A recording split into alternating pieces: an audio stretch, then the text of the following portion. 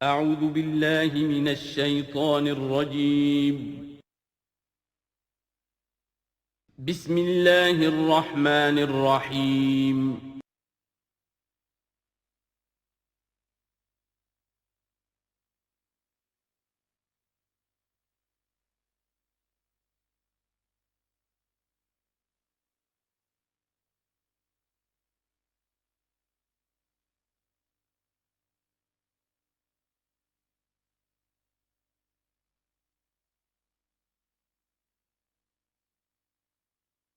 ما ننسخ من آیۃ او ننسها نأت بخیر منها او مثلها الم تعلم ان اللہ علی کل شیء قدیر الم تعلم ان اللہ له ملک السماوات والارض وما لکم من دون اللہ من ولی ولا نصیر صدق اللہ العظیم۔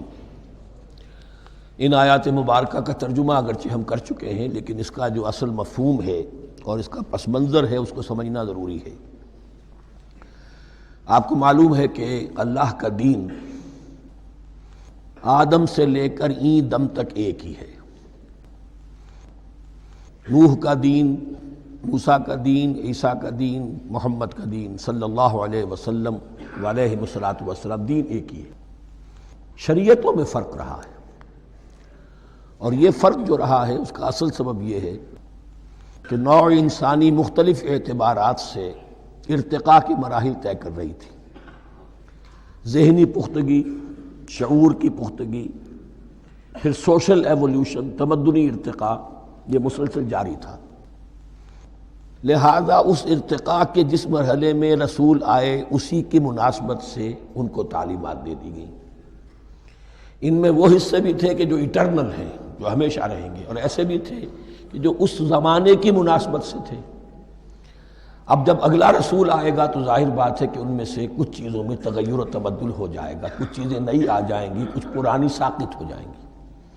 یہ پرانی چیزوں کا ساقط ہونا یہ کہلاتا ہے ناسخ ہونا، ناسخ و منسوخ کا مسئلہ، کہ وہ حکم منسوخ ہو گیا اور اس کی جگہ پر کوئی اور حکم آ گیا ہے۔ یا تو اللہ تعالیٰ تعین کے ساتھ منسوخ فرماتے ہیں، یا یہ کہ اس شے کو سرے سے لوگوں کے ذہنوں سے زائل کر دیتے ہیں۔ اعتراض یہ کر رہے تھے یہودی کہ اگر تو یہ دین وہی ہے جو موسیٰ کا تھا تو ظاہر بات ہے کہ پھر شریعت پوری وہی ہونی چاہیے۔ اس کے اعتراض کا جواب ہے جو یہاں دیا جا رہا ہے، اور یہی مسئلہ پھر قرآن میں بھی ہے۔ قرآن کی بھی تدریج کے ساتھ شریعت کی تکمیل ہوئی ہے۔ جیسا کہ میں نے پہلے عرض کیا تھا، شریعت کا بلو پرنٹ آپ کو سورہ بقرہ میں مل جائے گا آگے چل کر، لیکن شریعت کی تکمیل ہوئی ہے سورہ مائدہ میں۔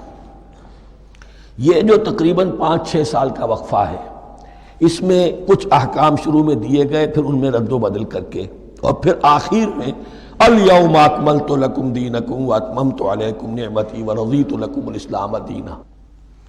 تو یہ ناسخ و منسوخ کا مسئلہ صرف سابقہ شریعتوں اور شریعت محمدی میں نہیں ہے صلی اللہ علیہ وسلم، بلکہ خود شریعت محمدی میں بھی زمانی اعتبار سے ارتقاء ہوا ہے کہ پہلے شراب کے بارے میں حکم دیا گیا کہ اس کی مضرت زیادہ ہے، گناہ کا پہلو زیادہ ہے، کچھ فائدے بھی ہیں، بس۔ اس کے بعد آیا اگر شراب کے نشے میں ہو تو نماز مت پڑھو، نماز کے قریب مت جاؤ۔ پورے مائدہ میں آخری حکم آ گیا، حل انتم منتہون، اب باز آتے ہو کہ نہیں آتے، حرام کر دیا گیا۔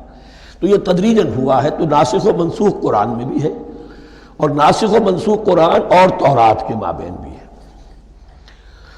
تو ہم نہیں منسوخ کرتے کوئی آیت یا بھلوا دیتے ہیں اس کو، نأت بخیر منہا، ہم اس سے بھی بہتر لے آتے ہیں، او مثلہا، یا اس جیسی ہی۔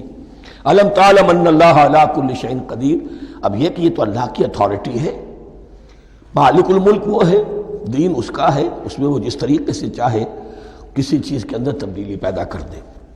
الم تعلم ان اللہ لہ ملک السماوات والارض ما لکم من دون اللہ من ولی ولا نصیر ام تریدون ان تسألوا رسولکم کما سئل موسیٰ من قبل، کیا تم یہ چاہتے ہو کہ سوال کرو یا مطالبہ کرو اپنے رسول سے بھی اسی طرح کے جس طرح کی باتیں کی گئی تھی موسیٰ سے پہلے؟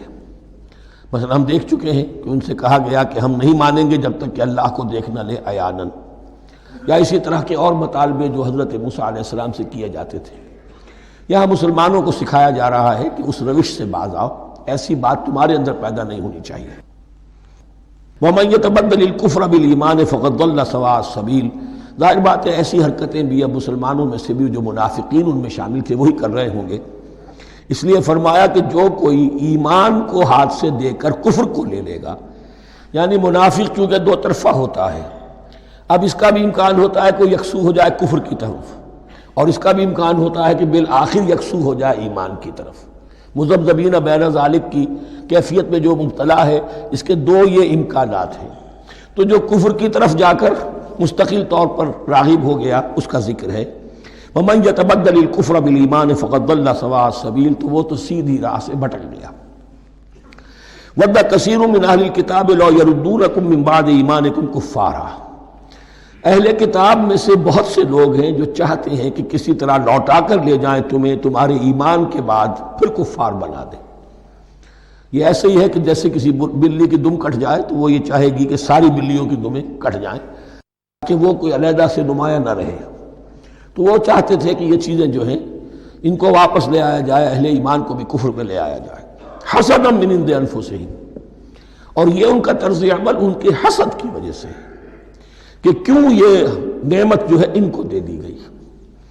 من بعد ما تبین لہم الحق، اس کے بعد کہ ان پر حق بالکل واضح ہو چکا ہے، وہ جان چکے ہیں، پہچان چکے ہیں، کسی مغالطے میں نہیں ہے، غلط فہمی میں نہیں ہے۔ فاعفوا واصفحوا، یہ بہت اہم ہے مقام۔ تو اے مسلمانوں تم معاف کرتے رہو اور صرف نظر سے کام لو۔ اس کا اصل مطلب کیا ہے؟ ابھی تو چونکہ مدنی دور کا آغاز ہو رہا ہے، ابھی کشمکش کے اور کشاکش کے اور مقابلے کے اور تصادم کے بڑے سخت مراحل آ رہے ہیں۔ چونکہ تمہارا سب سے پہلا جو محاذ ہے وہ تو کفار مکہ کے خلاف ہے، سب سے بڑھ کر وہی آئیں گے، تم پر حملے کریں گے، جنگیں ہوں گی۔ تو فوری طور پر یہ جو آستین کے سانپ ہیں ان کو ابھی چھیڑو مت، جب تک یہ پڑے رہیں ڈورمنٹ، انہیں پڑا رہنے دو۔ ایک وقت آئے گا، یہاں یوں سمجھیے کہ یہ حکم دیا رہا ہے فی الحال انہیں چھیڑو مت، ان کے طرز عمل کے بارے میں زیادہ توجہ نہ دو، فاعفو، معاف کرتے رہو، درگزر کرتے رہو۔ اور وصفحو کہتے ہیں، صفح کہتے ہیں ایک طرف کا، یہ صفح ہے، یہ ورق ہے، صرف نظر کر لینا، دیکھا اندیکھا کر لینا، نظر انداز کر دینا، حتی یاتی اللہ بامرہ، یہاں تک کہ اللہ اپنا فیصلہ لے آئے۔ ایک وقت آئے گا کہ پھر مسلمانوں کو غلبہ آخری حاصل ہو جائے گا، اور جب جو یہ باہر کے دشمن ہیں ان سے تم نبٹ لو گے، پھر یہ کہ ان اندرونی دشمنوں کے خلاف بھی تمہیں اب آزادی دی جائے گی کہ ان کو بھی ان کے کیفر کردار تک پہنچا دو۔ ان اللہ علی کل شیء قدیر، یقیناً اللہ ہر چیز پر قادر ہے۔ واقیموا الصلاۃ وآتوا الزکاۃ، نماز قائم رکھو، زکوٰۃ دیتے رہو۔ وما تقدموا لانفسکم من خیر تجدوہ عند اللہ، اور جو کچھ بھی تم خیر میں سے، بھلائی میں سے اپنے لیے آگے بھیجو گے، کوئی مال خرچ کر رہے ہو تو خرچ کہاں ہو گیا؟ وہ تو اللہ کے ہاں ڈپازٹ ہو گیا، جمع ہو گیا۔ وما تقدموا لانفسکم من خیر تجدوہ عند اللہ، اسے اللہ کے پاس پاؤ گے۔ ان اللہ بما تعملون بصیر، یقیناً جو کچھ تم کر رہے ہو اللہ اسے دیکھ رہا ہے۔ وقالوا لن يدخل الجنۃ الا من كان هودا او نصارى، اب دیکھیے جب یہ نئی امت اب تشکیل پا رہی ہے تو یہودی اور نصرانی جو ایک دوسرے کے دشمن تھے مسلمانوں کے مقابلے میں جمع ہو گئے، انہوں نے کہنا یہ شروع کیا، وقالوا لن يدخل الجنۃ، ہرگز نہیں داخل ہوگا جنت میں، الا من کان ہودا او نصارا، سوائے اس کے جو یا تو یہودی ہو یا نصرانی ہو۔ وقالوا لن يدخل الجنۃ الا من کان ہودا او نصارا تلک امانیہم، یہ لفظ دوبارہ آ گیا، یہ ان کی خواہشات ہیں، من گھڑت خیالات ہیں، ان کی وشفل تھنکنگ ہے۔ قل ہاتوا برہانکم ان کنتم صادقین، کہو ان سے لاؤ کوئی دلیل اگر تم سچے ہو، دلیل کتاب سے لاؤ، کہیں تورات میں لکھا ہے یہ، کہیں یہ انجیل میں لکھا ہے، جو تورات اور جو انجیل تمہارے پاس ہے اسی میں سے دکھا دو کہ یہ لکھا ہوا ہو، کہیں لکھا ہوا نہیں۔ اب یہاں پر وہ یونیورسل ٹروتھ آ رہا ہے، بلا من اسلم وجہہ للہ وہو محسن، کیوں نہیں، ہر وہ شخص کے جو اپنا چہرہ اللہ کے سامنے جھکا دے اور وہ محسن ہو، اس کا رویہ صدق پر، سچائی پر، حسن کردار پر مبنی ہو، سر کا جھکانا منافقانہ نہ ہو، جزوی نہ ہو کہ کچھ مانا کچھ نہیں مانا۔ بلا من اسلم وجہہ للہ وہو محسن فلہ اجرہ عند ربہ، تو اس کے لیے اس کا اجر محفوظ ہے اس کے رب کے پاس۔ فلا خوف علیہم ولا هم یحزنون، نہ ان پر کوئی خوف ہوگا اور نہ ہی وہ حزن سے دوچار ہوں گے۔ یہ دوسری آیت ہے کہ جس سے کچھ لوگوں نے استدلال کیا ہے کہ ایمان بالرسالت ضروری نہیں ہے۔ اب دیکھیے اس کا جواب وہی ہوگا، نمبر ایک تو یہ، ہر جگہ پر ساری چیزیں بیان نہیں کی جایا کرتی، کوئی چیز کہیں بیان کی گئی، کوئی کہیں بیان کی گئی ہے۔ کتاب کو لینا ہے تو پوری کو پوری ایک کتاب کی حیثیت سے۔ دوسرا یہ کہ یہ سارا سلسلہ کرام جو ہے، جو دو بریکٹس کے مابین آ رہا ہے، اس میں پہلے سے ہے وَآمِنُوا بِمَا أَنزَلْتُ مُصَدِّقًا لِمَا مَعَكُمْ وَلَا تَكُونُوا أَوَّلَ كَافِرٍ بِهِ، تو وہ تو ضرب کھا رہی ہے اس پورے کے پورے مضامین کے سلسلے سے جو ان دو بریکٹوں کے درمیان آ رہا ہے۔ اب دیکھیے ایک طرف تو ان کا کہنا یہ تھا کہ جنت میں داخل نہیں ہوگا مگر وہی جو یہودی ہو یا نصرانی ہو۔ اب عمل کیا ہے؟ وَقَالَتِ الْيَهُودُ لَيْسَتِ النَّصَارَىٰ عَلَىٰ شَيْءٍ، یہودی کہتے ہیں نصارہ کی کوئی حیثیت نہیں، کوئی بنیاد نہیں، کوئی جڑ نہیں۔ وَقَالَتِ النَّصَارَىٰ لَيْسَتِ الْيَهُودُ عَلَىٰ شَيْءٍ، اور نصارہ کہتے ہیں کہ یہود کی کوئی بنیاد نہیں، بے بنیاد لوگ ہیں، کوئی حقیقت ان کی حقانیت ہے ہی نہیں۔ وَهُمْ يَتْلُونَ الْكِتَابَ، اور مزہ یہ ہے کہ دونوں ایک کتاب پڑھ رہے ہیں۔ اولڈ ٹیسٹمنٹ تو مشترک ہے یہودیوں میں اور عیسائیوں میں، یہ بہت اہم نکتہ ہے۔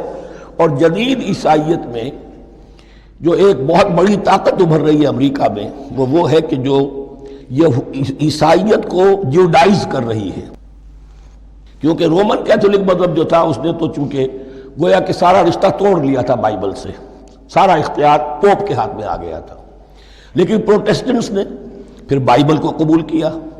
اب اس کی منطقی انتہا یہ کہ اولڈ ٹیسٹمنٹ کے اوپر بھی اب ان کی توجہ ہو رہی ہے کہ آخر یہ بھی تو ہم مانتے ہیں کہ ہماری کتاب ہے، اور اس میں جو کچھ لکھا ہے اس کو نظر انداز کیسے کر سکتے ہیں۔ ہم نے جو ایک سیمینار کیا تھا امریکہ میں، جس میں ایک یہودی عالم بھی آئے تھے، ایک عیسائی بھی آئے تھے، اور مسلمانوں کی طرف سے بھی ہمارے ایک ساتھی نے بات کی تھی، تو وہاں ایک یہودی عالم نے کہا کہ اس وقت اسرائیل کو سب سے بڑی سپورٹ جو مل رہی ہے وہ ان عیسائیوں سے مل رہی ہے امریکہ میں سے، کہ جو اس وقت ایونجلسٹ کہلاتے ہیں وہاں پر، اور جو ایک بڑا فرقہ بن کر ابھر رہے ہیں۔ بہرحال یہ ان کا طرز عمل ہے۔ وَهُمْ يَتْلُونَ الْكِتَابَ، اور وہ دونوں کے دونوں کتاب کے پڑھنے والے ہیں۔ كَذَلِكَ قَالَ الَّذِينَ لَا يَعْلَمُونَ مِثْلَ قَوْلِهِمْ، اسی طرح کہا تھا ان لوگوں نے کہ جو کچھ بھی نہیں جانتے انہی کی سی بات کہی تھی، یعنی یہ اشارہ ہے مشرکین مکہ کی طرف۔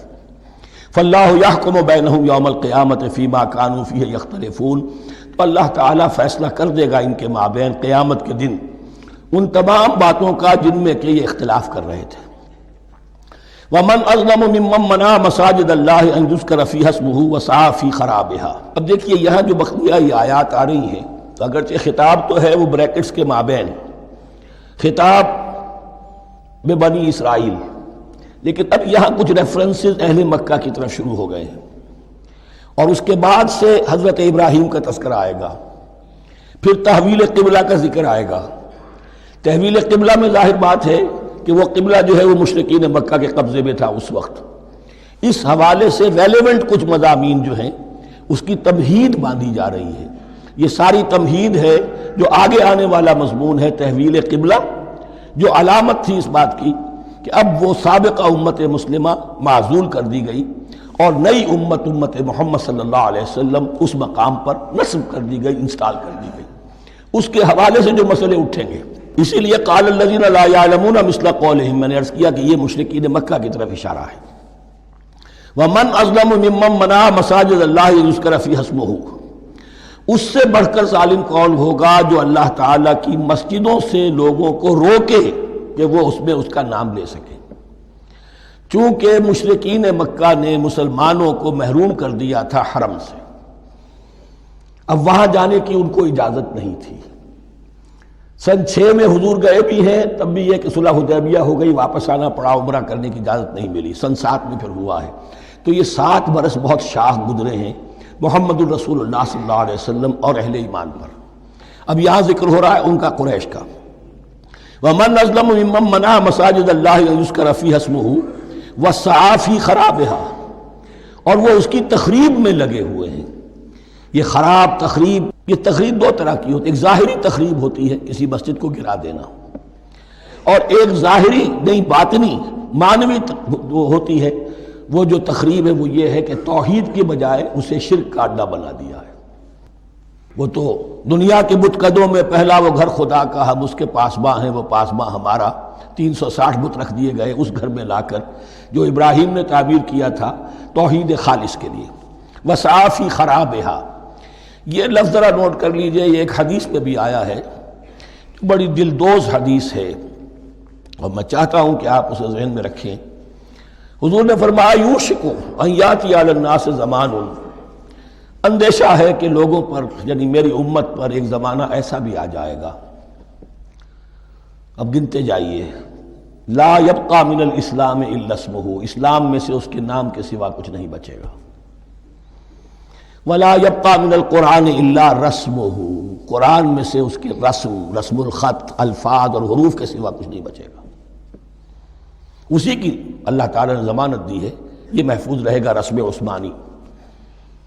مساجدہم عامرۃ، ان کی مسجدیں آباد تو بہت ہوں گی، وہی خراب من الہدی، ہدایت سے خالی ہو جائیں گے، یہ خراب کے لفظ سے، ہی خراب من الہدی، وعلماؤہم شر الناس تحت ادیم السماء، اور ان کے علماء آسمان کی چھت کے نیچے کی بدترین انسان ہیں، من عندہم تخرج الفتنۃ وفیہم تعود، فتنہ انہی کے اندر سے برآمد ہوگا اور انہی میں گھس جائے گا، یعنی ان کا کام فتنہ انگیزی، مخالفت، جنگ و جدال، بھڑکانا، اپنے اپنے فرقے کے لوگوں کے جذبات کو بھڑکاتے رہنا اور مسلمانوں کے اندر اختلافات کو ہوا دینا، یہی ان کا کام رہ جائے گا۔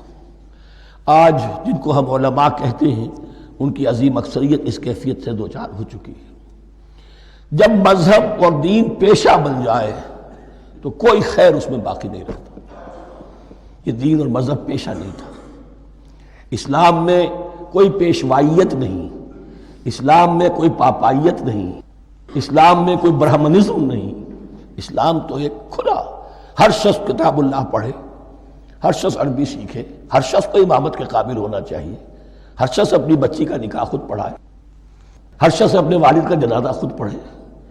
یہ جو ہم نے پیشہ بنا لیا ہے اور پھر انہیں پیسے دیتے، ظاہر بات ہے کہ پھر اس پیشے کے اندر تو پیشے میں عیب نہیں، رکھیے نہ فرہاد کو نام، پھر تو پیشہ میں تو جو کچھ پیشہ ورانہ چشمکیں ہوتی ہیں اور جو خباثتیں ہوتی ہیں وہ آتی ہیں۔ لیکن ساتھ ہی یہ بات واضح رہے کہ علماء حق سے دنیا خالی نہیں ہوگی، علماء حق بھی ہیں، لیکن کسی کے ماتھے پر لکھا ہوا نہیں ہوتا کہ یہ علماء حقانی میں سے اور یہ علماء سوء میں سے ہے۔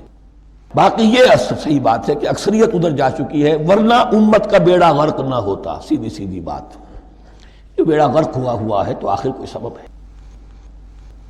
اولئک ما کان لہم ان یدخلوها الا خائفین، ایسے لوگوں کو تو سوائے اس کے ان کا کوئی مقام نہیں ہے کہ انہیں داخل ہونے کی بھی اجازت نہیں ہونی چاہیے اس میں، یعنی اللہ کی مسجدوں میں، مگر خوف زدہ ہو کر، ڈر کر۔ لہم فی الدنیا خزی، کے لیے دنیا میں بھی رسوائی اور ذلت ہے، لہم فی الآخرۃ عذاب عظیم، اور آخرت میں ان کے لیے عذاب عظیم ہے۔ وَلِلَّهِ الْمَشْرِقُ وَالْمَغْرِبُ، اب دیکھیے تمہید ہو رہی ہے تحویل قبلہ کے لیے۔ اب ظاہر بات ہے کہ بڑی حساس جو ہے وہ ایک کیفیت تھی یہ، تو یروشلم کے ساتھ جن کو دلچسپی تھی اور ان کے دلوں میں اس کی عقیدت تھی، مکہ مکرمہ اور بیت اللہ کے ساتھ جن کو دلچسپی تھی اور ان کے دلوں میں اس کی عقیدت تھی، تو اس حوالے سے یہ قبلہ بدلنا، اور 2 دفعہ بدلا ہے قبلہ۔ پہلے آ کے مدینے میں حضور نے یروشلم کی طرف 16 مہینے نماز پڑھی اور پھر تحویل قبلہ ہوا، تو اب اس میں کئی امتحان ہو گئے، وہ آگے آ جائے گا، لیکن اس کی تمہید باندھی جا رہی ہے۔ للہ المشرق والمغرب، مشرق اور مغرب سب اللہ کے ہیں، یعنی اگر ہم رخ کرتے ہیں مغرب کی طرف تو اس کے معنی یہ نہیں ہے کہ اللہ مغرب میں ہے، معاذ اللہ، اللہ تو جہت سے، مقام سے، ماورا وراء الورا۔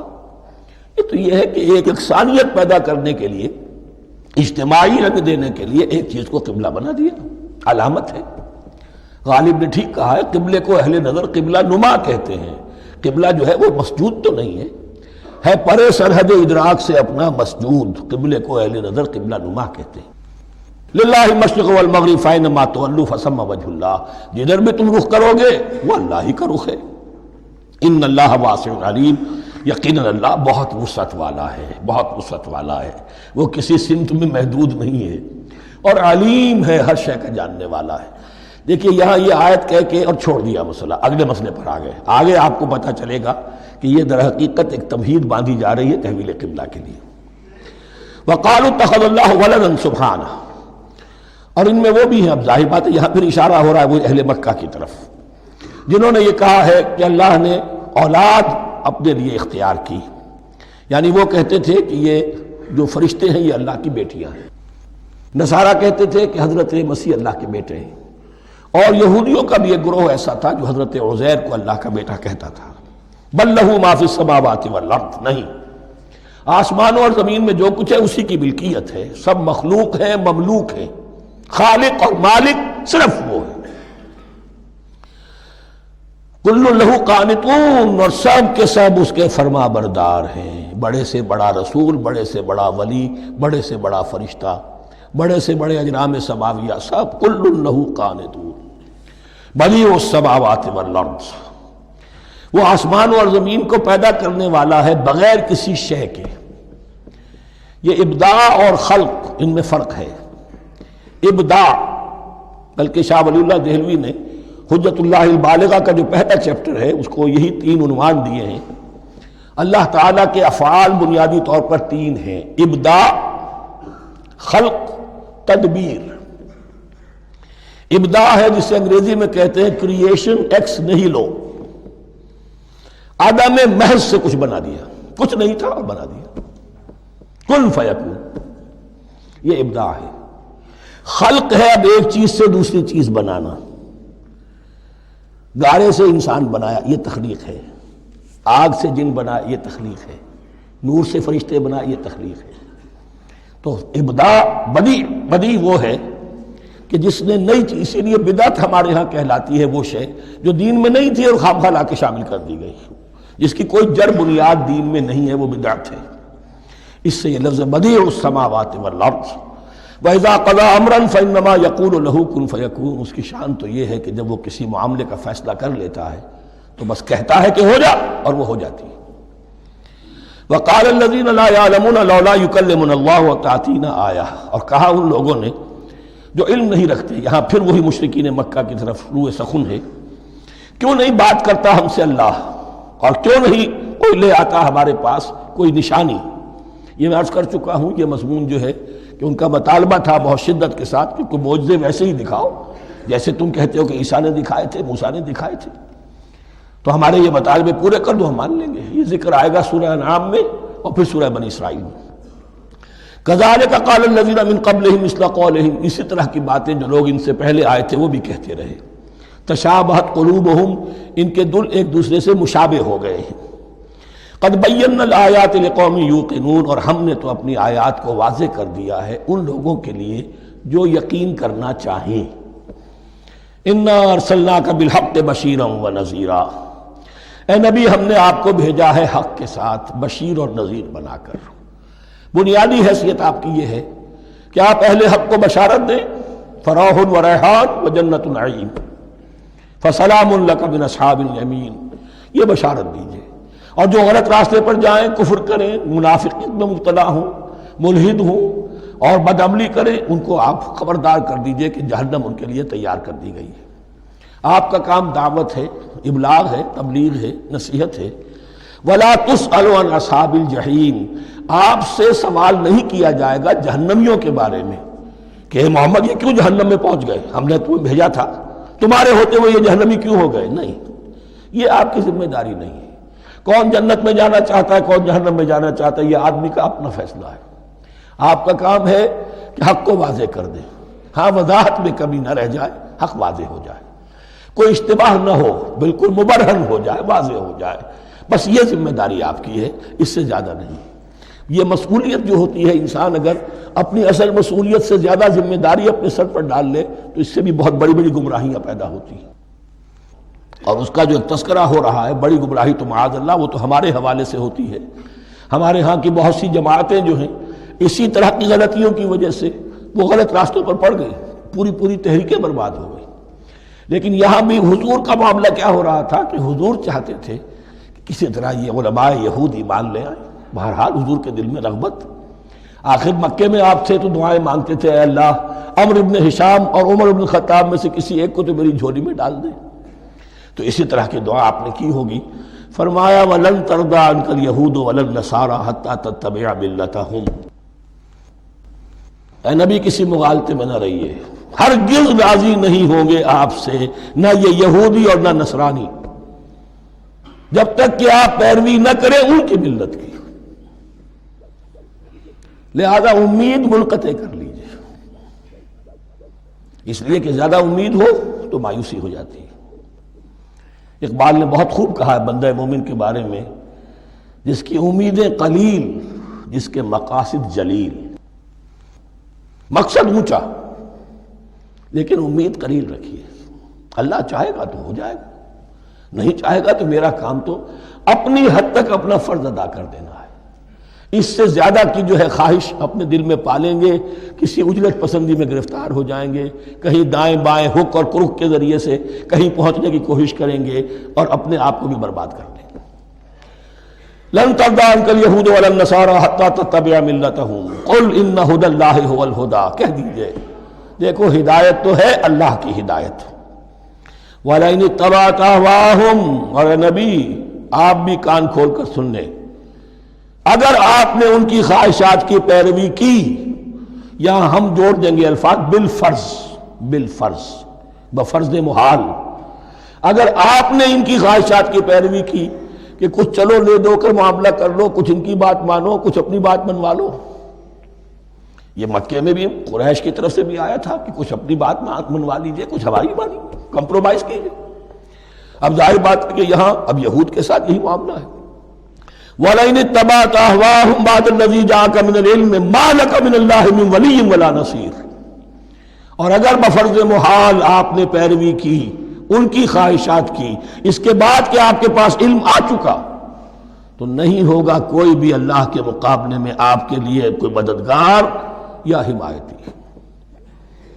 معاذ اللہ معاذ اللہ، حق کی تلوار بڑی ننگی ہے، اور یہاں اللہ کا عدل یہ فرد سے فرد تک بدلتا نہیں ہے، نہ امت سے امت کی طرف بدلے گا، قوم اور کسی اور قوم سے ایک معاملہ، کسی دوسری قوم سے کوئی اور معاملہ نہیں۔ اللہ کے اصول ہیں، اللہ کے قوانین ہیں، اس کی فطرت ہے، فطرت اللہ التی فطر الناس علیہا، پھر یہ کہ اس کی سنت ہے، لن تجد لسنت اللہ تحویلا ولن تجد لسنت اللہ تبدیلا۔ الذین آتیناہم الکتاب یتلونہ حق تلاوتہ، وہ لوگ کہ جنہیں ہم کتاب دیتے ہیں وہ اس کی تلاوت کرتے ہیں جیسا کہ اس کی تلاوت کا حق ہے۔ اس پر میں نے اپنے کتابچے میں بحث کی ہے، تلاوت کا اصل حق کیا ہے۔ مسلمانوں پر قرآن مجید کے حقوق نامی کتابچہ، اب یہاں پہ تفصیل سے بیان کرنے کا وقت نہیں ہے، لیکن ایک بات جان لیجئے کہ تلاوت کا لفظ جو قرآن کے لیے قرآن نے اختیار کیا، یہ بڑا ذو معنیین ہے۔ تلا یتلو ہم اسے بھی کہتے ہیں پڑھنا، اور تلا یتلو کسی کے پیچھے پیچھے چلنے کو کہتے ہیں۔ والشمس وضحاها والقمر اذا تلاها، سورج کے بعد پیچھے آتا ہے چاند۔ تو یتلو کے معنی کیا ہے؟ when you are reading the book you are following the text۔ بعض لوگوں کو دیکھا ہوگا انگلی ان کی چلتی ہے ساتھ ساتھ، وہ بیچارے جو زیادہ ماہر نہیں ہیں تو تاکہ نگاہ ادھر سے ادھر نہ ہو جائے، ایک سطر سے دوسری سطر پر نہ پہنچ جائے، انگلی بھی ساتھ ساتھ پھیرتے ہیں، تو فالوئنگ دی ٹیکسٹ۔ لیکن اس تلاوت کا اصل حق کیا ہوگا؟ جب آپ اس کتاب کو فالو کریں، اسے اپنا امام بنائیں، اس کے پیچھے چلیں، اس کا اتباع کریں، اس کی پیروی کریں، جس کی کہ دعا ہم کرتے ہیں وَاجْعَلْهُ لَنَا إِمَامًا وَنُورًا وَهُدًى وَرَحْمَةً، تو اللہ تو بنائے گا ہمارا امام اس کو اسی وقت جب کہ ہم فیصلہ کر لیں کہ ہم اس کتاب کے پیچھے چلیں گے۔ الذین آتیناہم الکتاب یتلونہ حق تلاوتہ اولئک یؤمنون بہ، جو اللہ کی کتاب کی تلاوت کا حق ادا کریں اور اس کی پیروی بھی کریں، وہی ہیں جو اس پر ایمان رکھتے ہیں۔ جو نہ تلاوت کا حق رکھتے ہوں ادا کریں، نہ پیروی کریں، وہ دعویٰ کریں کہ ہمارا ایمان ہے تورات پر اور کتاب پر، تو یہ دعویٰ جو ہے جھوٹا دعویٰ ہے۔ میں وہ حدیث آپ کو سنا چکا ہوں، ما آمن بالقرآن من استحل محارمہ، جس شخص نے قرآن کی کسی حرام کردہ شے کو اپنے لیے حلال کر لیا اس کا قرآن پر کوئی ایمان نہیں۔ وَمَن يَكْفُرْ بِهِ فَأُولَٰئِكَ هُمُ الْخَاسِرُونَ، اور جو اس کا کفر کرے گا تو وہی لوگ ہیں خسارے میں رہنے والے۔ اب وہ بریکٹ بند ہو رہی ہے، وہ آیت کے جو چھٹے رکوع کے شروع میں آئی تھی دوبارہ آ گئی جوں کی توں۔ یا بنی اسرائیل اذکروا نعمتی التی انعمت علیکم وانی فضلتکم علی العالمین۔ یہ ترتیب ذہن میں رکھیے۔ اور دوسری آیت بھی جو کہ تو صرف یہ ہے کہ ترتیب تھوڑی سی بدلی ہے۔ بریکٹ یوں بناتے ہو تو اس کی چونچ ادھر ہوتی ہے تو اس کی چونچ ادھر ہوتی ہے، تو اسی طریقے سے ذہن میں رکھیے کہ دوسری آیت کی ترتیب تھوڑی سی بدل دی درمیانی، اور وہ بھی درمیان میں چونچ والا معاملہ جو ہوتا ہے۔ وَاتَّقُوا يَوْمًا لَا تَجْزِي نَفْسٌ عَن نَفْسٍ شَيْئًا، یہ تو جو کہ تو وہی ہے، ڈرو اس دن سے جس دن کوئی جان کسی دوسری جان کے کام نہ آ سکے گی۔ وَلَا يُقْبَلُ مِنْهَا عَدْلٌ، وہاں کیا تھا وَلَا يُقْبَلُ مِنْهَا شَفَاعَةٌ، یہاں کیا آیا وَلَا يُقْبَلُ مِنْهَا عَدْلٌ، نہ اس سے کوئی فدیہ قبول کیا جائے گا۔ وَلَا تَنفَعُهَا شَفَاعَةٌ، یہ شفاعت بعد میں لے آئے، عدل پہلے لے آئے، وہاں شفاعت پہلے ہے عدل بعد میں، بس یہ تبدیلی ہے۔ وَلَا هُمْ يُنصَرُونَ، اور یہ پھر جو کا تو وہی جو پہلی آیت میں تھا، جو چھٹے رکوع کی دوسری آیت ختم ہوئی، نہیں انہیں کوئی مدد مل سکے گی۔ یہ جو حصہ تھا جو تقریباً 10 رکوعوں پر مشتمل تھا، سورہ بقرہ کے 18 رکوع کہ جن میں روح سخن ہے سابقہ امت مسلمہ کی طرف۔ 4 رکوع بڑے عموم کے حامل تھے، لیکن بین السطور وہاں بھی اشارے موجود تھے، روح سخن جو تھا وہ بنی اسرائیل کی طرف۔ 10 رکوعوں میں صراحت کے ساتھ ساری گفتگو انہی سے ہے، الا یہ کہ ایک جگہ مسلمانوں سے خطاب کر لیا، کچھ آخر میں اہل مکہ کا تذکرہ بھی ہو گیا۔ اب اس کے بعد ذکر شروع ہو رہا ہے حضرت ابراہیم علیہ السلام کا۔ وہ بات سمجھ لیجئے کہ کیا وجہ ہے اس کی۔ دیکھیے حضرت ابراہیم کی نسل کی یہ 2 شاخیں چلی، ویسے تو 3 ہیں۔ عام طور پر لوگوں کے علم میں ہے کہ 2 بیویاں تھیں، حضرت ہاجرہ سے حضرت اسماعیل پیدا ہوئے، بڑے تھے، حضرت سارہ سے حضرت اسحاق، ان کے بیٹے یعقوب، یعقوب کے 12 بیٹے بنی اسرائیل۔ حضرت اسماعیل کو حضرت ابراہیم نے آباد کیا خانہ کعبہ کے پاس لا کر، بواد غیر ذی زرع، تو وہاں یہ جو ایک نسل چلی۔ لیکن نبوت جو ہے حضرت ابراہیم کے بعد حضرت اسماعیل کو تو ملی، اس کے بعد مسلسل یوں سمجھیے کہ تقریباً 3000 کا فصل ہے سالوں کا کہ کوئی نبوت اس شاخ میں نہیں آئی۔ نبوت کا سلسلہ چلا دوسری شاخ میں، حضرت یعقوب، حضرت اسحاق، حضرت یعقوب، حضرت یوسف، چلتے جائیے، اور پھر حضرت موسیٰ اور ہارون سے شروع ہو کر حضرت عیسیٰ اور یحییٰ تک 1400 برس مسلسل۔ اگرچہ تیسری شاخ بھی تھی، بنو قطورہ کہلاتے، تیسری اہلیہ آپ کی تھی قطورہ۔ بنی قطورہ میں سے ان کی اولاد بڑی کثیر تھی، ان میں سے ایک مدین تھے، مدین یا مدیان، ان میں حضرت شعیب کی بعثت ہوئی تھی۔ حضرت شعیب بھی حضرت ابراہیم کی نسل میں سے ہیں، لیکن بنی مدیان میں سے۔ بہرحال اب چونکہ حضور کی بعثت ہوئی بنی اسماعیل میں، ادھر بنی اسرائیل ہیں، ان سے یہ خطاب ہو رہا ہے سابقہ امت مسلمہ، اور اب یہ امامت الناس منتقل ہونے والی ہے بنی اسرائیل سے بنی اسماعیل کو۔ تو اب اگر اس انتقال کے وقت نقل، اگر وہ جو کامن فیکٹر ہے اس کا تذکرہ کیا جائے تو بات آسان ہو جائے گی۔ ابراہیم ہی تو جد امجد ہے نا تمہارے، تم یعقوب کی اولاد ہو ٹھیک ہے، لیکن یعقوب کس کے بیٹے تھے؟ اسحاق کے۔ اسحاق کس کے بیٹے تھے؟ ابراہیم کے۔ تو یہ دوسری نسل بھی تو ابراہیم ہی کی ہے۔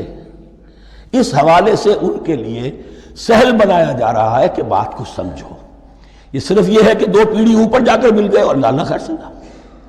اور حضرت ابراہیم نے خانہ کعبہ کی تعمیر کی، اور اسے اب مرکز بنانا ہے اہل توحید کا، لہذا یہ ساری گفتگو اب شروع ہو رہی ہے۔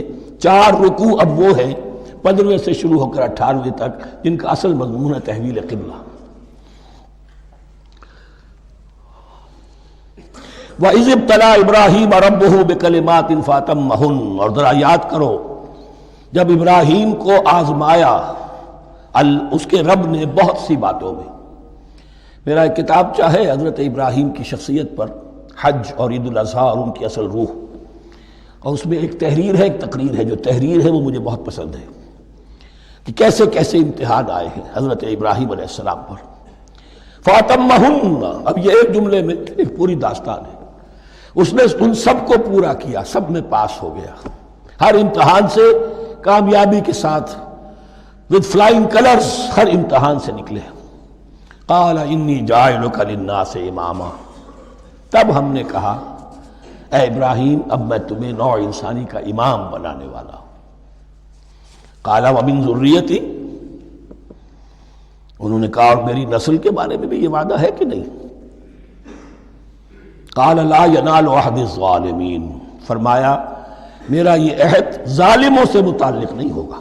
مطلب کیا ہوا کہ تمہاری نسل میں سے جو صاحب ایمان ہوں گے، نیک ہوں گے، سیدھے راستے پر چلیں گے، ان سے ہمارا وعدہ ہے، لیکن نسلیت کی بنیاد پر نہیں ہے کہ جو بھی تمہاری نسل میں سے لازماً وہ اس وعدے کا مصداق بن جائے۔ وَإِذْ جَعَلْنَا الْبَيْتَ مَثَابَةً لِلنَّاسِ وَأَمْنًا، اور یاد کرو جب کہ ہم نے گھر کو، اپنے گھر کو، بیت اللہ کو قرار دے دیا لوگوں کے لیے زیارت کی جگہ، لوٹ کے آنے، لوٹ کر آؤ، حج کرو، مثابۃ للناس وامنا، اور اسے امن کا گھر قرار دے دیا۔ واتخذوا من مقام ابراہیم مصلی، اور ہم نے حکم دیا کہ مقام ابراہیم کو اپنی جائے نماز بنا لو، نماز پڑھنے کی جگہ بنا لو۔ آج کل تو بعض علماء نے یہ کہا ہے کہ مقام ابراہیم سے مراد کوئی خاص پتھر نہیں ہے، بلکہ اصل میں وہ تو پوری جگہ جو تھی وہ مقام ابراہیم، حضرت ابراہیم وہاں آباد ہوئے تھے۔ لیکن صحیح بات وہی ہے جو ہمارے سلف سے چلی آ رہی ہے، روایات پختہ ہیں اس کے بارے میں کہ جس طریقے سے حجر اسود جنت سے آیا ہے، ایسے ہی یہ بھی ایک پتھر تھا کہ جو جنت سے لایا گیا حضرت ابراہیم کے لیے جب وہ تعمیر کر رہے تھے، کوئی اور ذرائع تو ابھی تھے ہی نہیں، اس کے اوپر وہ کھڑے ہوتے تھے اور یہ پتھر ہی اونچا ہوتا جاتا تھا خود۔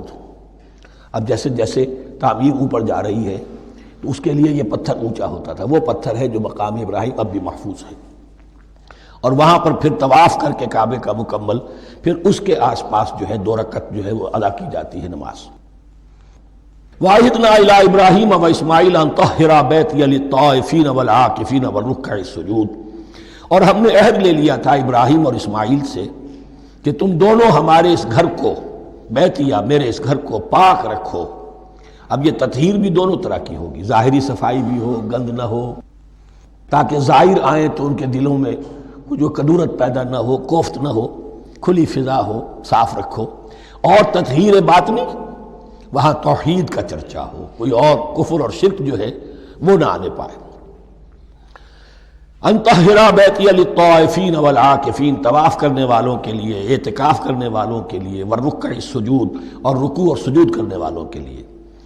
وَإِذْ قَالَ إِبْرَاهِيمُ رَبِّ اجْعَلْ هَٰذَا بَلَدًا آمِنًا وَارْزُقْ أَهْلَهُ مِنَ الثَّمَرَاتِ مَنْ آمَنَ مِنْهُمْ بِاللَّهِ وَالْيَوْمِ الْآخِرِ، اور یاد کرو جب کہ ابراہیم نے کہا تھا اے میرے پروردگار اس گھر کو امن کی جگہ بنا دے، اور اس کے رہنے والوں، اس کے ہاں آباد ہونے والوں کو یعنی بنی اسماعیل کے لیے ان کو رزق عطا فرما، میووں کا اور پھلوں کا۔ من آمن منہم باللہ والیوم الآخر، اب یہاں حضرت ابراہیم خود رک گئے کہ میں اپنی ساری اولاد کے لیے یہ دعا نہ کروں، اس لیے کہ وہاں روک دیا گیا تھا لا ینال عہد الظالمین۔ تو جو بھی ان میں سے ایمان اور عمل صالح والے ہوں اور یوم آخر پر ایمان رکھتے ہوں، اجعل هذا البلد آمنا وارزق اهله من الثمرات من آمن منهم بالله واليوم الآخر۔ اب یہاں دیکھیے اللہ تعالیٰ نے گویا کہ ہم کہیں گے ازرہ شفقت مسکراتے ہوئے گویا کہ فرمایا کہ ابراہیم قال ومن کفر، تمہاری اولاد میں سے جو کفر کرے گا فأمتعه قلیلا، اس کو بھی میں دنیا کا ساز و سامان تو دوں گا، امامت میں شامل نہیں کر سکتا، لیکن یہ کہ دنیاوی طور پر مال و متاع جو ہے وہ ان کو بھی میں دوں گا۔ ومن کفر فأمتعه قلیلا ثم اضطره الى عذاب النار، ہاں پھر اسے کشاں کشاں لے آؤں گا جہنم کے عذاب کی طرف، وبئس المصیر، اور وہ بہت ہی بری جگہ ہے لوٹنے کی۔ وَإِذْ يَرْفَعُ إِبْرَاهِيمُ الْقَوَاعِدَ مِنَ الْبَيْتِ وَإِسْمَاعِيلُ، اور یاد کرو جب کہ ابراہیم اٹھا رہے تھے ہمارے گھر کی بنیادوں کو، اور اسماعیل، باپ بیٹا دونوں لگے ہوئے تھے۔ یہاں لفظ جو قواعد آیا ہے اس کو نوٹ کیجئے، قواعد قاعدے کی جمع ہے اور یہ بنیادوں کو کہا جاتا ہے، اور اس میں اشارہ ہے حضرت ابراہیم اصل معمار اور بانی نہیں ہے کعبے کے، کعبہ بنایا ہے حضرت آدم نے. ان اول بیت وضع للناس للذی بمکہ، پہلا گھر. اب کیسے ممکن تھا حضرت آدم علیہ السلام کے زمانے سے لے کر اور حضرت ابراہیم تک کم و بیش جو ہے 4000 برس ہے. عام اندازہ جو ہے تورات کا اگر آپ لگائیں تو کوئی مسجد نہیں بنی ہوگی کیا؟ یہ پہلا گھر ہے، پہلا وہ گھر خدا کا. تو اس کی بنیادیں رہ گئی تھیں، باقی وہ امتداد زمانہ سے، اور چونکہ یہ سیلاب کا راستہ تھا، سیلاب کی وجہ سے وہ سب جو ہے دیواریں بہہ گئی تھیں، صرف بنیادیں تھیں. ان بنیادوں کو پھر وَإِذْ بَوَّأْنَا لِإِبْرَاهِيمَ مَكَانَ الْبَيْتِ، یہ سورہ حج میں جا کر مضمون تفصیل سے آئے گا. اب میں آئے گا کہتا ہوں، آ چکا ہے حقیقت کے اعتبار سے، اس لیے کہ یہ ساری مکی صورتیں ہیں جو نازل ہو چکی ہیں سورہ بقرہ سے بہت پہلے. تو جب وہ ان بنیادوں کو اٹھا رہے تھے تو دعائیں مانگ رہے تھے. ربنا تقبل منا انک انت السمیع العلیم، اے رب ہماری اس کوشش کو، ہماری اس مشقت کو، محنت کو قبول فرما. باہر گھر بنا رہے ہیں، پتھر اٹھا اٹھا کر لا رہے ہیں. حضرت اسماعیل کی عمر اس وقت لگ بھگ 13 برس ہے، ہاتھ بٹا رہے ہیں. ربنا تقبل منا انک انت السمیع العلیم، اے رب ہماری اس کوشش کو شرف قبول عطا فرما، یقیناً تو سب کچھ سننے والا اور جاننے والا ہے. ربنا وجعلنا مسلمین لک، اور اے رب ہمیں اپنا فرما بردار بنائے رکھ. نوٹ کیجئے ابراہیم کہہ رہے ہیں. تو میں اور آپ اگر مطمئن ہو جائیں کہ میری موت لازماً حق پر ہوگی تو بہت بڑا دھوکہ ہے. ڈرتے رہنا چاہیے، اللہ کی پناہ طلب کرتے رہنا چاہیے. ربنا وجعلنا مسلمین لک، اے اللہ ہم دونوں کو اپنا فرما بردار بنائے رکھ. ومن ذریتنا امۃ مسلمۃ لک، اور ہم دونوں کی نسل میں سے اٹھائیو برپا کی جو ایک امت جو تیری فرما بردار امت ہو. وارنا مناسکنا، اور اے پروردگار تیرا گھر تو ہم نے یہ بنا دیا، اب اس کے جو رسومات ہیں وہ ہمیں سکھا، جو مناسک حج ہیں. ارنا مناسک، اب کیسے حج کریں، کیا آداب ہوں گے، طواف کیسے ہوگا، کیا کریں گے. وتب علینا، اور ہم پر اپنی شفقت کی نظر فرما. انک انت التواب الرحیم، یقیناً تو ہی ہے بہت ہی زیادہ توبہ کا قبول فرمانے والا اور شفقت کے ساتھ رجوع کرنے والا اور رحم فرمانے والا. ربنا وبعث فیہم رسولا منہم، اور اے ہمارے پروردگار ہماری اس نسل میں، اب چونکہ ہماری نسل مراد ہے بنی اسماعیل، بنی اسرائیل اسماعیل کی نسل میں سے تو نہیں ہے نا، یہاں دونوں کی نسل سے مراد ہے تو وہ بنی اسماعیل. ہماری اس نسل میں اٹھائی ہو ایک رسول انہی میں سے، باہر کا نہ ہو، کوئی مغایرت کا اجنبیت کا پردہ حائل نہ ہو. وہ کیا کرے، یتلو علیہم آیاتک، تیری آیات ان کو پڑھ کر سنائے. وَيُعَلِّمُهُمُ الْكِتَابَ وَالْحِکْمَةَ، اور صرف سنائے نہیں، تعلیم دے انہیں کتاب اور حکمت کی. صرف سنا دینا تو بہت آسان کام ہے، سکھانا، تعلیم دینا، دلوں میں بٹھانا. اور حکمت، وَيُزَكِّيهِمْ، اور ان کو پاک کرے، ان کا تزکیہ کرے، ان کے دلوں میں تیری محبت اور آخرت کی طلب کے سوا کوئی طلب باقی نہ رہنے دے. انک انت العزیز الحکیم، یقیناً پروردگار تو ہی ہے زبردست اور کمال حکمت والا. وَمَن يَرْغَبُ عَن مِّلَّةِ إِبْرَاهِيمَ إِلَّا مَن سَفِهَ نَفْسَهُ، اور ایسا شخص کون سا ہوگا جو ابراہیم کے طریقے سے منہ موڑے. یہ رغبت کا لفظ عربی زبان میں دونوں طرف جاتا ہے. رغبہ الہ، کسی شے کی طرف رغبت ہونا، محبت ہونا، میلان ہونا، اور رغبہ عن، کسی شے سے متنفر ہونا، کسی شے سے ابا کرنا، اس کو چھوڑ دینا. وَمَن يَرْغَبُ عَن مِّلَّةِ إِبْرَاهِيمَ إِلَّا مَن سَفِهَ نَفْسَهُ، سوائے اس کے جس نے اپنے آپ کو حماقت ہی میں مبتلا کرنے کا فیصلہ کر لیا ہو. اور کون ہوگا جو ابراہیم کے طریقے سے منہ موڑے. وَلَقَدِ اصْطَفَيْنَاهُ فِي الدُّنْيَا، اور ہم نے تو اسے دنیا میں بھی پسند کر لیا تھا، چن لیا تھا. وَإِنَّهُ فِي الْآخِرَةِ لَمِنَ الصَّالِحِينَ، اور یقیناً آخرت میں بھی وہ ہمارے صالح بندوں میں سے ہوں گے. اِذْ قَالَ لَهُ رَبُّهُ أَسْلِمْ قَالَ أَسْلَمْتُ لِرَبِّ الْعَالَمِينَ، جب کہا اس سے اس کے پروردگار نے کہ مانو میرا حکم، اس نے کہا پروردگار قبول ہے تیرا حکم، یہاں تک کہ ذبح کرو بیٹے کو، حاضر. یہ آخری امتحان تھا، آخر 100 برس کی عمر میں، 87 برس کی عمر میں دعائیں مانگ مانگ کر بیٹا لیا تھا اسماعیل۔ حضرت سارہ کے ہاں کوئی اولاد نہیں ہوئی تھی، اب وہ 13 برس کا تھا، بازو بن گیا تھا، اور اس وقت ذبح کرنے کا حکم آیا۔ جب بھی کہا ہم نے مانو ہمارا حکم، قال اسلمت لرب العالمین، اللہ تعالی ہمیں بھی توفیق دے کہ اس کی پیروی کریں۔ ووصى بها ابراہیم وبنیہ ویعقوب، اور اسی کی وصیت کی تھی ابراہیم نے بھی اپنے بیٹوں کو اور یعقوب نے بھی۔ یا بنیہ، وہ کیا تھی نصیحت؟ اے میرے بیٹو، ان اللہ اصطفیٰ لکم الدین، دیکھو اللہ نے تمہارے لیے دین کو پسند فرما لیا ہے۔ کون سا دین؟ فلا تموتن الا وانتم مسلمون، اور دیکھنا موت نہ آنے پائے مگر فرما برداری کی حالت میں۔ یہی بات آئے گی سورہ آل عمران میں مسلمانوں سے خطاب کر کے، یا ایھا الذین آمنوا اتقوا اللہ حق تقاتہ ولا تموتن الا وانتم مسلمون، اور ان الدین عند اللہ الاسلام ومن یبتغ غیر الاسلام دینا فلن یقبل منہ۔ ام کنتم شہداء اذ حضر یعقوب الموت، کیا تم اس وقت موجود تھے جب یعقوب کی موت کا وقت آیا؟ جب آدم کی یعقوب پر موت، یہ لفظی ترجمہ ہوگا، اذ حضر یعقوب الموت اذ قال لبنیہ ما تعبدون من بعدی، حضرت یعقوب نے اپنے سارے بیٹوں کو جمع کیا، 12 کے 12، اور مصر میں پہنچ چکے تھے یہ حضرت یوسف علیہ السلام کے ذریعے سے، جو سورہ یوسف میں ساری کہانی آئے گی، وہاں انتقال ہوا۔ تو انہوں نے اپنے بیٹوں کو جمع کیا، اذ قال لبنیہ ما تعبدون من بعدی، میرے بعد تم کس کی پوجا کرو گے، کس کی پرستش کرو گے؟ یہ بات نہیں تھی کہ انہیں معلوم نہیں تھا، لیکن یہ کہ ایک میثاق، قول و قرار اور پختہ کرنے کے لیے۔ قالوا نعبد الہک و الہ آبائک ابراہیم و اسماعیل و اسحاق، انہوں نے کہا کہ ہم پوجیں گے، بندگی کریں گے، پرستش کریں گے آپ کے معبود کی اور آپ کے آبا ابراہیم، اسماعیل اور اسحاق کے معبود کی، اور یہ کوئی مختلف معبود نہیں ہے، الہ واحدہ، وہ تو ایک ہی الہ ہے۔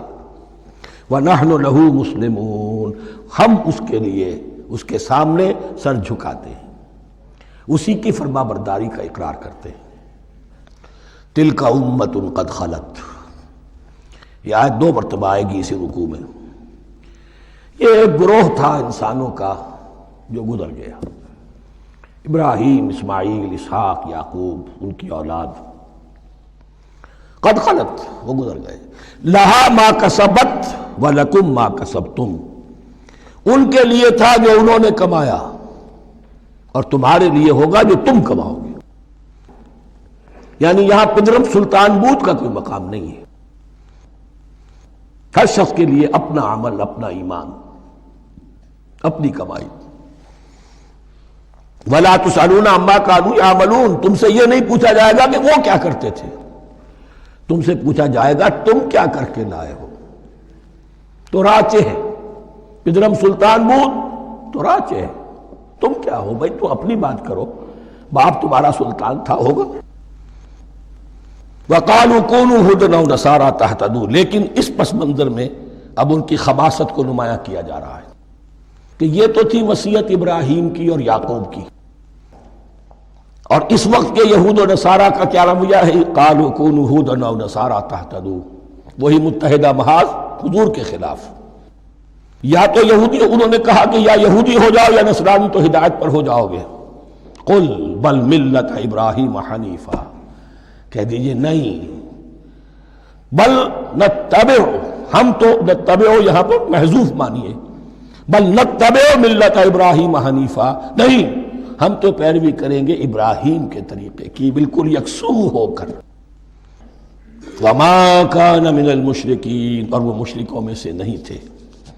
قولوا آمنا باللہ، اب یہاں مسلمانوں کو حکم دیا جا رہا ہے، دیکھو تم ان کے جو کچھ وہ کہتے ہیں اس کے جواب میں تم یہ کہو، قولوا کہو آمنا باللہ، ہم ایمان رکھتے ہیں اللہ پر، وما انزل الینا، اور جو کچھ نازل کیا گیا ہماری جانب، وما انزل الی ابراہیم و اسماعیل و اسحاق و یعقوب، اور جو کچھ نازل کیا گیا ابراہیم اور اسماعیل اور اسحاق اور یعقوب کی طرف، والاسباط، اور ان کی اولاد کی طرف، وما اوتی موسیٰ و عیسیٰ، اور جو کچھ دیا گیا موسیٰ کو اور عیسیٰ کو، وما اوتی النبیون من ربہم، اور جو کچھ دیا گیا تمام نبیوں کو ان کے رب کی طرف سے، لا نفرق بین احد منہم، ہم ان میں سے کسی کے مابین تفریق نہیں کرتے، ہم سب کو مانتے ہیں۔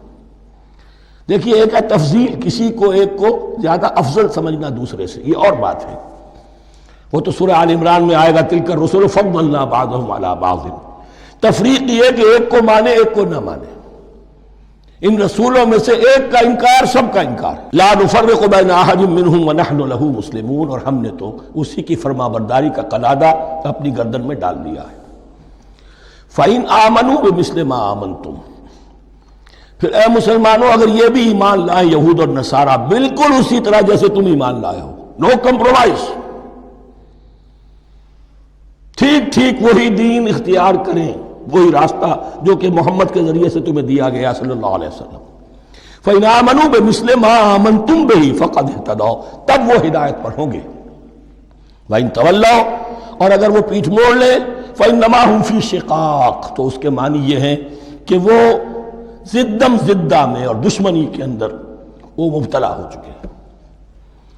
فَسَيَكْفِيكَهُمُ اللَّهُ، تو اے نبی آپ کے لیے ان کے مقابلے میں اللہ کافی رہے گا، آپ فکر نہ کریں، آپ کسی کمپرومائز کی دعوت کی طرف توجہ ہی نہ دیں، کچھ دو کا معاملہ سوچیں بھی نہ، ان کی مخالفتوں سے آپ مرعوب نہ ہوں، ان کی دھمکیوں کا کوئی اثر نہ دے۔ فَسَيَكْفِيكَهُمُ اللَّهُ، اللہ کافی رہے گا آپ کے لیے ان سب کے مقابلے میں۔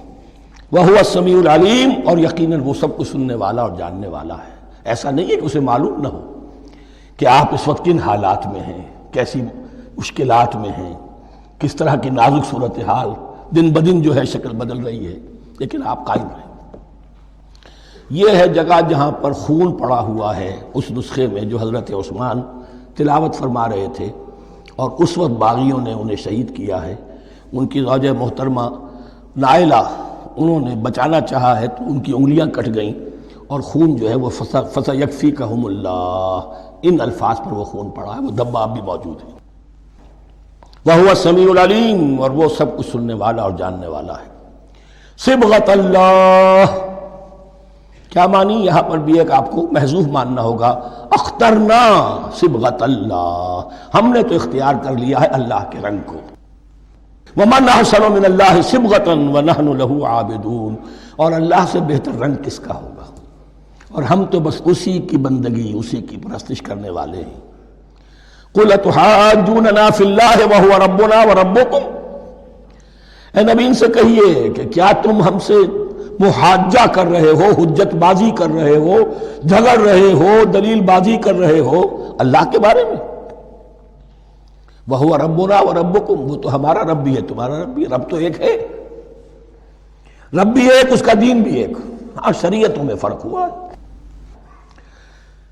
قُلْ أَتُحَاجُّونَنَا فِي اللَّهِ وَهُوَ رَبُّنَا وَرَبُّكُمْ وَلَنَا أَعْمَالُنَا وَلَكُمْ أَعْمَالُكُمْ، رب تو ہمارا بھی وہ تمہارا بھی وہ، البتہ ہمارے لیے ہوں گے ہمارے عمل، تمہارے لیے ہوں گے تمہارے عمل۔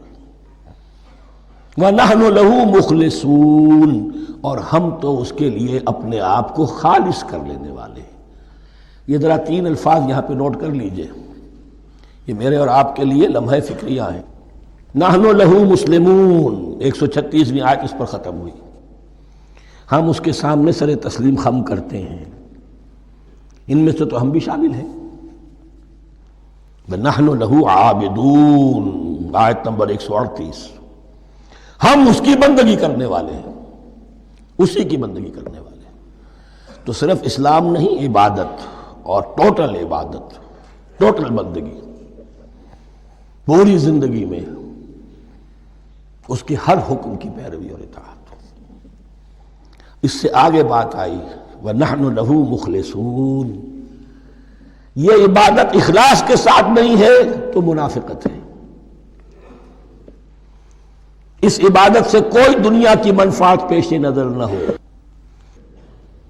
سوداگری نہیں، یہ عبادت خدا کی ہے۔ دنیا بنانا، دنیا کمانا، دین کو ذریعہ بنانا، اس سے بڑی اور اس سے گری ہوئی کوئی حرکت نہیں۔ اخلاص. حضور نے فرمایا من صلی یرائی فقط اشرکا ومن صام یرائی فقط اشرکا ومن تصدق یرائی فقط اشرکا. جس نے نماز پڑھی دکھاوے کے لیے اس نے شرک کیا، جس نے روزہ رکھا دکھاوے کے لیے اس نے شرک کیا، اور جس نے صدقہ خیرات دیا دکھاوے کے لیے اس نے شرک کیا. وَنَحْنُ لَهُ مُخْلِصُونَ نَحْنُ لَهُ مُسْلِمُونَ نَحْنُ لَهُ عَابِدُونَ نَحْنُ لَهُ مُخْلِصُونَ. اللهم ربنا اجعلنا منهم اللهم ربنا اجعلنا منهم ام تقولون ان ابراہیم واسماعیل واسحاق ویعقوب والاسباط كانوا هودا او نصارا. کیا تمہارا کہنا یہ ہے کہ ابراہیم اور اسماعیل اور اسحاق اور یعقوب اور ان کی اولاد یہودی تھے یا نصرانی تھے؟ تم جو کہتے ہو کہ یا یہودی ہو جاؤ یا نصرانی تب ہدایت پاؤ گے، تو ابراہیم یہودی تھے یا نصرانی؟ اور اسحاق اور یعقوب اور یوسف اور موسیٰ اور عیسیٰ یہ کون تھے؟ یہی بات آج مسلمانوں کو سوچنی چاہیے. محمد الرسول اللہ اور ان کے اصحاب دیوبندی تھے یا بریلوی تھے یا اہل حدیث تھے یا شیعہ تھے یا سنی تھے؟ ان تقسیموں سے اوپر ہونے کی ضرورت ہے. اللہ کے ساتھ اخلاص کا تقاضا یہ ہے، ٹھیک ہے ایک فقہی مسلک کے اعتبار سے ایک شخص کسی مسلک کی پیروی کر رہا ہے، لیکن اپنے آپ کو اس سے آئیڈینٹیفائی کرانا اور اس مسلک کو مقدم رکھنا دین پر، اور اس مسلک ہی کے لیے محنت اور مشقت اور بھاگ دوڑ تبلیغ ہو رہی ہے اسی کی، یہ چیز بالکل اس اصل حقیقت کے خلاف ہے کہ جو اللہ کے دین نے ہمیں سکھائی. ام تقولون ان ابراہیم واسماعیل واسحاق ویعقوب والاسباط كانوا هودا او نصارا قل انتم اعلم ام اللہ. کہیے ان سے کہ تم زیادہ جانتے ہو یا اللہ زیادہ جانتا ہے. ومن اظلم ممن كتم شہادۃ عنده من اللہ. کان کھول کر سن لو، اس سے بڑھ کر ظالم کون ہوگا جس نے اللہ کی ایک گواہی جو اس کے پاس تھی اسے چھپا لیا. تمہارے پاس گواہیاں ہیں، علماء یہود جانتے تھے یہ اللہ کے رسول ہیں جن کے ہم منتظر تھے، اس گواہی کو چھپائے بیٹھے. ومن اظلم ممن كتم شہادۃ عنده من اللہ وما اللہ بغافل عما تعملون. اور اللہ ہرگز غافل نہیں ہے کہ اس سے جو تم کر رہے ہو. تلک امۃ قد خلت. یہ گروہ مقدس جماعت تھی یہ جس کے یہ گلے سرسبد تھے، یہ گزر گئے.